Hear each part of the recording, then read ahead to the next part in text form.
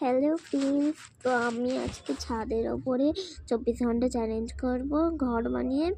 একটা দাদাভাই বলেছিল ছাদের ওপরে 24 ঘন্টা চ্যালেঞ্জ করতে, তাই আমি এই রোদ্দুর বলে আমি থাকতে পারছি না বলে একটা ঘর বানিয়ে নিয়েছি।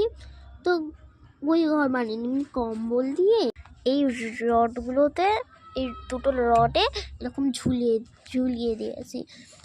তো এইখানটা এই রডে এই জায়গাটা ভাবছি আমি, এই যে দাঁড়াও, এরকম ভাবে চালনা করে দিলে কিরকম হবে? ঠিক করে করিনি, দাঁড়াও ঠিক করে। এরকম ভালোই লাগছে। সন্ধে হয়ে গেলে আবার এই যে এই দিকটা করবো, এইভাবে নাপিয়ে দেবো, কিরকম লাগবে দেখো।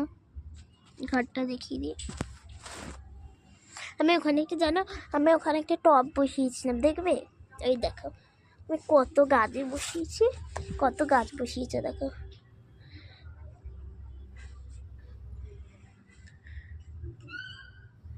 আর আমাদের ওখানে কুকুর বাচ্চা দিয়েছে, দেখাবো? দাঁড়ো দেখাচ্ছি। কুকুর বাচ্চা দেখো,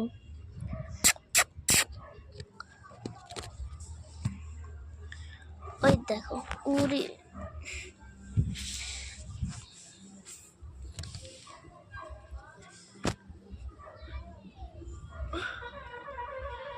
মুকু দেখো মারাপিটি করছে। ছখানা বাচ্চা দিয়েছিল, একটা মরে গেছে, মানে আমাদের ওই বাগান বলে ওখানে গেছিল, এটা বড় কুকুরে কামড়ে মেরে দিয়েছে। তো এই 5খানা আছে এখন। এখানে আছে ওই ছেলেটার বাচ্চা, এই যে ছেলেটার বাড়িতে বাচ্চা দিয়েছে। তো ওই ছেলের জামা পড়ে গেল, ওই ছেলেটা কত সুন্দর। যেটা মারাপিট করছে সেটার নাম মুকু, আর যেটা এই এই দিকেরটা এইটা তোজি, এটা মুকু।